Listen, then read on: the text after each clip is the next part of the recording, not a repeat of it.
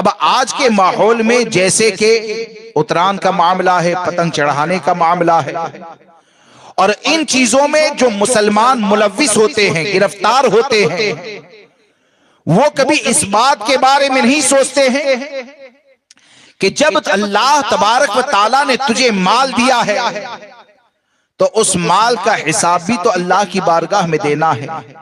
ये जिंदगी अता की गई है तो जिंदगी जहां पर खर्च करेगा तो उस खर्च के बारे में भी तो हिसाब देना है। आज अगर निकल जाए तो कई इलाकों में तो ऐसा लगता है कि गैर मुस्लिमों का त्योहार है, लेकिन उनसे ज्यादा पतंग में और धागे में पैसा खर्च करती है तो ये कौम मुस्लिम खर्च किया करती है। कौम मुस्लिम ये पैसा खर्च किया करती है और इस बात के ऊपर गौर नहीं करते कि ये हराम कामों के अंदर तुमने अपने माल को खर्च कर दिया, तो क्या हराम काम करोगे तो अल्लाह तबारक व ताला की बारगाह में जवाब नहीं देना है। हमको तो आकाए करीम सल्लल्लाहु ताला अलैहि वसल्लम ने ये तालीम अता फरमाई कि ये दिन और रात जो आते हैं ना, तो ये दिन भी हमसे कहता है, ये रात भी हमसे कहती है कि मैं नहीं मखलूक हूं, मेरे अंदर जो अच्छाई करनी है कर ले। अब हमको तो दिन और रात के बारे में सरकार सल्लल्लाहु ताला अलैहि वसल्लम ये तसव्वुर देते हैं कि रात आए दिन आए ये वक्त गुजर जाएगा, वापस नहीं आएगा, लेकिन दिन में अगर बुराइयां करोगे तो ये दिन भी कल मैदान महशर में तुम्हारे खिलाफ गवाही देगा, ये रात भी मैदान महशर में तुम्हारे खिलाफ गवाही देगी। अब आप जरा सोचे कि आज जो पतंग का माहौल है, उत्तरायण का मामला है, और गैर मुस्लिमों से मुशाबिहत करते हुए हराम कामों के अंदर जो लोग गिरफ्तार हो जाते हैं, तो इन हराम कामों के अंदर कितनी खराबियां रखी गई है। आपने कभी गौर किया? ये ऐसे गफलत के लम्हात हैं, ये ऐसे गफलत के मामलात हैं कि उत्तरायण में जो पतंग वगैरह का मामला है, तो ये जो पतंग आप चढ़ाएंगे तो एक तो ये कि ये लहव लईब है, नाजायज और हराम है, और गैरों का ये त्योहार भी है, हमको वैसे भी बचना चाहिए। और दूसरी बात ये कि पतंग उड़ाने का जो मामला होता है तो पूरे शहर में नौजवान लड़कों को लड़कियों को टेरेस के ऊपर चढ़ा दिया जाता है। कई लोग ऐसे होते हैं जो पतंग को लूटने के चक्कर में, धागा लेने के चक्कर में रोड के ऊपर दौड़ते हैं, तो लूटना ये भी तो नाजायज और हराम। और ये लूटने के लिए निकले और अगर किसी चीज के अंदर टकरा गए तो आपने कभी गौर किया कि किस हाल में वो मौत के मुंह में जाएगा? आपने कभी इस बात के बारे में सोचा कि इन चीजों के बारे में अल्लाह तबारक व ताला की बारगाह में क्या जवाब दोगे? अरे वो बंदे जो अल्लाह तबारक व ताला की अता करदा जन्नत में दाखिल हो जाएंगे ना, उनके बारे में हदीस पाक में यह आता है कि आकाए करीम सल्लल्लाहु ताला अलैहि वसल्लम ने फरमाया कि जन्नती जब जन्नत में दाखिल हो जाएंगे तो जन्नत में कोई अफसोस नहीं होगा, यानी वहां पर तो राहत है, खुशी है। लेकिन आकाए करीम सल्लल्लाहु ताला अलैहि वसल्लम ने फरमाया कि जन्नती जन्नत में जब दाखिल हो जाएगा ना, तो वो जन्नती कि जिन्होंने दुनिया में अपनी जिंदगी के कुछ लम्हे अल्लाह के जिक्र से गाफिल होकर गुजारे होंगे ना, तो वो जन्नत में दाखिल होने के बाद भी अफसोस करेंगे कि काश कि मैंने दुनिया के अंदर अल्लाह के जिक्र से गाफिल होकर वक्त न गुजारा होता। अब आप सोचें कि जन्नत की नेमत मिल जाने के बाद भी अगर जिक्र खुदा से गाफिल रहे तो वो दूसरों के बुलंद दर्जे को देखने के बाद अफसोस करेगा। तो वो लोग जो हराम कामों में जिंदगी गुजारते हैं, वो लोग जो गुनाहों में जिंदगी गुजारते हैं, अगर उनको माज़अल्लाह दोज़ख के अंदर दाखिल कर दिया गया तो आखिर उसका अंजाम और नतीजा क्या होगा? लिहाजा हम सब की जिम्मेदारी यह है कि हम अपनी कौम को हराम कामों से बचाएं, और बिलखुसूस कि पतंग के जरिए जो डांस की महफिलें होती है, टेरेस के ऊपर नौजवान लड़के और लड़कियां चढ़ जाते हैं, तो ये जो गाने बाजे का माहौल होता है ना, तो आपने कभी गौर किया कि आप एक दिन के लिए खुशी का इजहार करते हैं, एक दिन के लिए ये सोचते हैं कि माज़अल्लाह हराम कामों के अंदर जिंदगी गुजार दे, लेकिन ये एक दिन कहीं ऐसा ना हो जाए कि तुम्हारी आखिरत को तबाह बर्बाद कर दे। ये एक दिन में कितने खतरे होते हैं। आज जितने भी गाने आते हैं, जब गाना चलेगा तो क्या किसी को पता होता है कि आने वाले शेर के अंदर क्या होगा? हो सकता है कुफ्र भी हो। अब गाने की धुन के ऊपर जाहिल अगर डांस करने लगे, अगर खुशी का इजहार करने लगे, और उसी गाने में अगर अल्लाह की जात का इनकार किया गया है, उसी गाने में अगर अल्लाह तबारक व ताला की शान में तौहीन की गई है, उसी गाने में अगर कुफ्र ईमान को एक कहने की बात कही गई है, तो आपने कभी सोचा कि ये थोड़ी देर के लिए पतंग चढ़ाना, ये थोड़ी देर के लिए डांस के जरिए लड़कियों को करीब करने की कोशिश करना, ये थोड़ी देर के लिए मजा करना, कहीं ऐसा ना हो तुम्हारी आखिरत को तबाह बर्बाद कर दे, तुम्हारी आखिरत को दायमी अजाब का जरिया कहीं ना बना दे। इसलिए दोस्तों, अपनी आखिरत की फिक्र करें। और कुफ्र ये तो ऐसी बचने की चीज है कि आका करीम सल्लल्लाहु ताला अलैहि वसल्लम ने फरमाया, जिस बंदे में तीन चीजें पैदा हो जाए, जिस बंदे में तीन बातें पैदा हो जाए, गोया के उसने ईमान की मिठास को पा लिया। किसको पा लिया? ईमान की मिठास को पा लिया। इस हदीस को याद कर लें और इसके ऊपर हम और आप गौर करें कि आका करीम सल्लल्लाहु ताला अलैहि वसल्लम ने फरमाया कि जो बंदा, जिस बंदे में तीन बातें पैदा हो जाए, गोया कि उसने ईमान की मिठास को, लिज्जत को, हलावत को पा लिया। सबसे पहली कौन सी चीज बंदे में पैदा हो? आका करीम सल्लल्लाहु ताला अलैहि वसल्लम ने इरशाद फरमाया कि जिस बंदे के नजदीक तमाम चीजों से ज्यादा महबूब अल्लाह रसूल हो जाए, यानी तमाम चीजों से ज्यादा वो अल्लाह रसूल से मोहब्बत करने लगे, तो तमाम चीजों से ज्यादा अल्लाह रसूल की मोहब्बत जिसके दिल में पैदा हो जाए, तो ये इस बात की दलील है कि उसने ईमान की मिठास और हलावत को पा लिया। और फिर दूसरी बात इरशाद फरमाई, आप सल्लल्लाहु ताला अलैहि वसल्लम फरमाते हैं कि किसी भी इंसान से जब मोहब्बत की जाए, तो मोहब्बत सिर्फ अल्लाह ही के लिए की जाए। तो जो भी किसी से अल्लाह ही के लिए मोहब्बत करता है, तो ये इस बात की दलील है कि उसने ईमान की मिठास को पा लिया। और तीसरी बात जो इरशाद फरमाई ना, उसे खास तौर पर सुने, सुनकर गौर करें, और गौर करने के बाद सोचें कि क्या वो एहसास हमारे दिल के अंदर है कि आका करीम सल्लल्लाहु ताला अलैहि वसल्लम ने तीसरी बात इरशाद फरमाई कि कुफ्र की तरफ लौटने को बंदा ऐसे ही नापसंद करे जैसे कि आग में जाने को नापसंद करता है। क्या फरमाया? कुफ्र की तरफ जाने को, लौटने को बंदा ऐसे ही नापसंद करे जैसे कि आग में जाने को नापसंद करता है।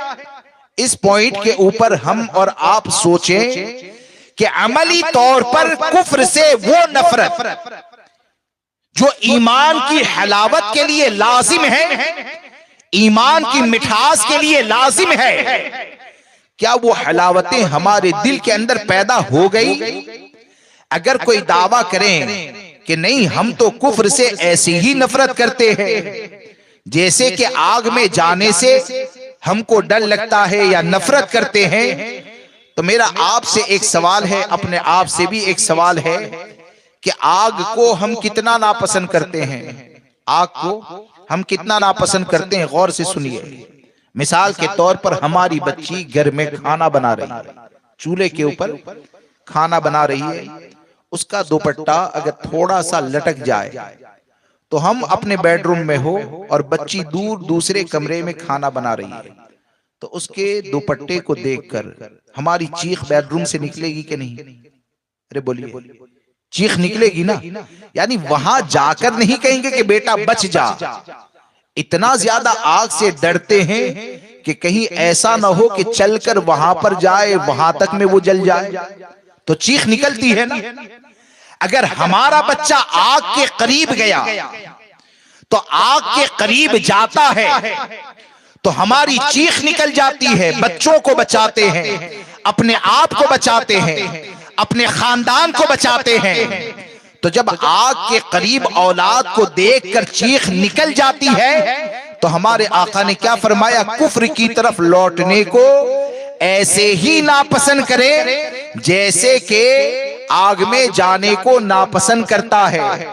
तो कल जो उतरान है, तो जो लोग डीजे की महफिल करते हैं, जहां पर गाने तमाशे होते हैं, तो आप मुझे बताएं क्या गानों के ऊपर डांस करने से कुफ्र की तरफ जाने का खतरा नहीं होता है? क्या गाने बाजे के जरिए इस बात का खतरा नहीं पाया जाता है कि तुम्हारा कहीं ईमान न चला जाए? अगर कोई ये कहता है कि मैं कुफ्र से ऐसे ही नफरत करता हूं जैसे कि आग में जाने से नफरत करता हूं, तो हम अपना हिसाब करें और सोचे कि आग को देखकर तो तेरी चीख निकल जाती है, आग को देखकर तो तू बेचैन हो जाता है, लेकिन जब गाना बजता है और तेरी लड़की डांस करने लगती है, जब गाना बजता है और आज का नौजवान डांस करने लगता है, तो आग को देखकर जो चीखें निकलती है, तो गाने को सुनने के बाद वो डर क्यों नहीं लगता है? गाने को सुनने के बाद वो डर क्यों नहीं लगता है? अरे हकीकत तो ये है, जो अपने ईमान की हिफाजत की फिक्र करेगा वो आग के करीब जाने से जितना ज्यादा डरता है, कुफ्र की तरफ जाने के जितने भी रास्ते हैं उन रास्तों से उससे ज्यादा डर उसके दिल के अंदर पाया जाएगा। और वो डर उसके दिल के अंदर पैदा हो जाएगा न तो हाल ये होगा कि वो उतरान के ऊपर पतंग और धागा लेकर छत पर नहीं जाएगा, अपनी लड़कियों को छत पर नहीं ले जाएगा, वहां पर डांस और गाने की महफिल न होगी। वरना आप ये न समझे कि हम तो थोड़ी देर के लिए मजा लेते हैं, आप ये न समझे कि हम तो थोड़ी देर के लिए लिज्जत लेते हैं। अरे कम से कम हराम तो है ही, लेकिन हराम होने के साथ अगर माज़अल्लाह कुफ्र में गिरफ्तार हो गए तो आप जरा सोचे कि एक दिन की उतरान कहीं तुम्हारे दीन को बर्बाद न कर दे, तुम्हारे ईमान को बर्बाद न कर दे, तुम्हारे अकीदे को बर्बाद न कर दे। और अगर ईमान ही चला गया तो फिर तो कयामत की वो निशानी तो कही गई है ना कि नमाज पढ़ने वाले बहुत से नमाज पढ़ेंगे लेकिन एक भी मुसलमान न होगा। तो हम इस बात के ऊपर गौर करें और इन चीजों से परहेज करें और सोचें कि ये जो दिन जो सदा देता है ना, तो हमारे कान नहीं सुनते हैं, लेकिन इमामुल अंबिया सल्लल्लाहु ताला अलैहि वसल्लम ने हमारे ऊपर एहसान फरमाया कि ये दिन की आवाज क्या है वो भी हमको बताया, ये रात की आवाज क्या है वो भी हमको बताया। अब हम हुजूर सल्लल्लाहु ताला अलैहि वसल्लम से मोहब्बत करते हैं और सरकार ने तो एहसान फरमाया कि दिन क्या सदा देता है, आवाज देता है, उसे सुन लो। लेकिन उसके सुनने के बाद भी अगर उठने के बाद सबसे पहले हमारा बच्चा पतंग हाथ में उठाता है, धागे को लेता है, और उसके बाद भी बाप के दिल में एहसास पैदा न हो कि ये औलाद का हक मैं अदा नहीं करता हूं, मैदान महशर में क्या जवाब दूंगा। जवान लड़की टेरेस के ऊपर हजारों लड़कों होने के बावजूद अगर चढ़ जाती है और एक बाप में इतनी गैरत न पाई जाती हो कि कहीं ऐसा न हो कि ये टेरेस पे चले जाना किसी से आंख मिलने का जरिया बन गया, तो बाद में लोगों को मत कहना कि पूरे मोहल्ले में मेरी इज्जत चली गई, बाद में लोगों को मत कहना कि मेरी लड़की को तलाश करने के लिए निकलो। अरे अपनी लड़कियों की हिफाजत करनी है तो गैरतमंद बाप जो होता है ना, वो अपनी लड़कियों को डांस करवाने वाला नहीं होता है। गैरतमंद बाप जो होता है वो अपनी लड़कियों को बेहया करने वाला नहीं होता है। गैरतमंद बाप जो हुआ करता है ना, तो हमारे पास तो गैरतमंद बुजुर्गों की अलामतें ये पाई जाती है कि जो जितना ज्यादा गैरत वाला होता है वो उतना ही ज्यादा अपनी बच्चियों को चार दीवारी में कैद करने की कोशिश किया करता है।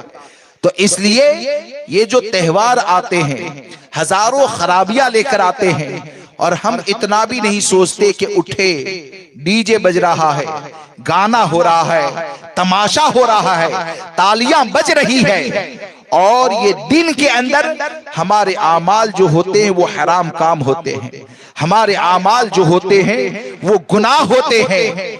और गुनाह करने वाले का अगर साल खत्म हो जाए ना, यानी कल अगर डीजे बजाने वाला, उत्तरायण मनाने वाला, अगर उत्तरायण मनाने वाले की बर्थडे आती है ना, तो केक भी काटा जाता है और लोग कहते हैं कि तुझे तेरा जन्मदिन मुबारक।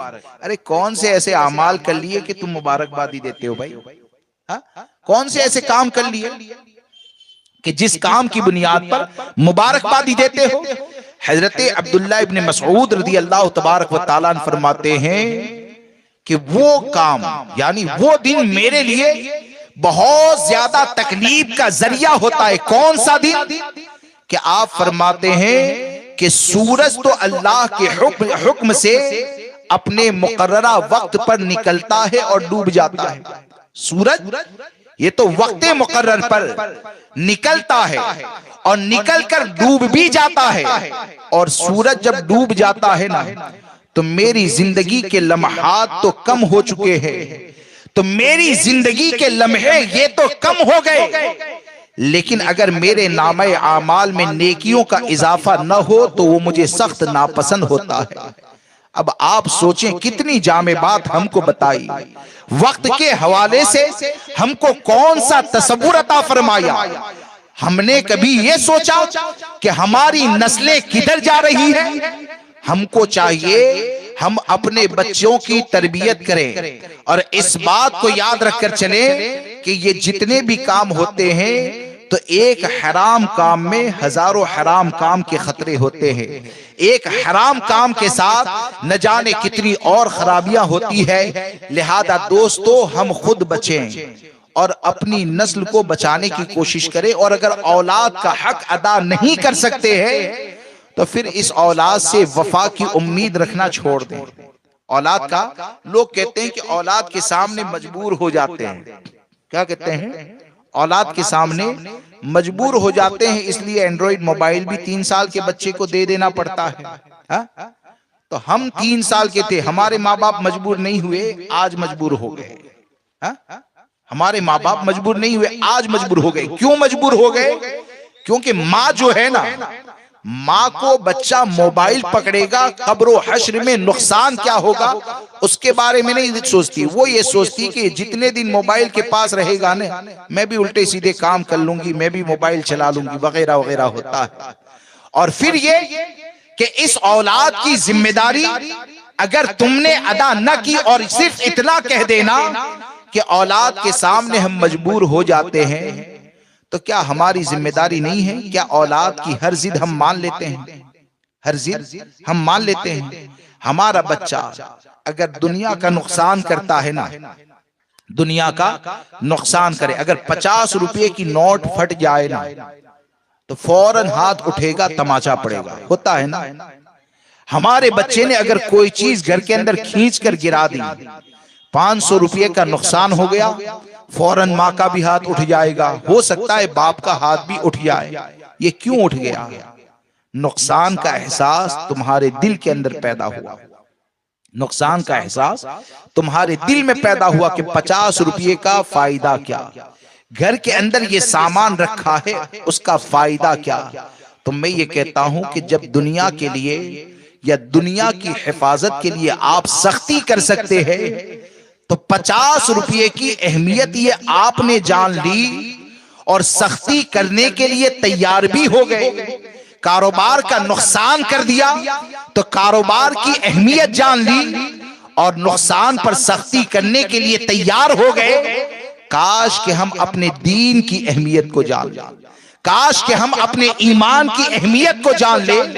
अगर हमारे दिल के अंदर हमारे ईमान की कीमत क्या है उसका एहसास पैदा हो गया, तो जो बाप दुनिया के लिए औलाद के ऊपर जितनी सख्ती करता है उससे 1000 गुना ज्यादा सख्ती खिलाफ शरा काम को देख कर करेगा। और जब अल्लाह की रजा के लिए वो सख्ती करेगा तो इंशाअल्लाह अज़्ज़ व जल उस सख्ती का अज्र भी अल्लाह तबारक व तआला अता फरमाएगा। लिहाजा दोस्तों, हराम कामों से हम और आप परहेज करें, बुजुर्गान दीन के तरीके पर अमल करें। अल्लाह तबारक व तआला मुझे आपको सबको कहने सुनने से ज्यादा अमल की तौफीक दे। बोलने में मुझसे जाने अनजाने कुछ भी गलती हो गई हो, आप सबको गवाह बनाकर तौबा करता हूँ। अस्तगफिरुल्लाह रब्बी मिन कुल्लि ज़ंबि व अतूबु इलैहि, ला इलाहा इल्लल्लाह मुहम्मदुर रसूलुल्लाह सल्लल्लाहु तआला अलैहि वसल्लम। अस्सलामु अलैकुम।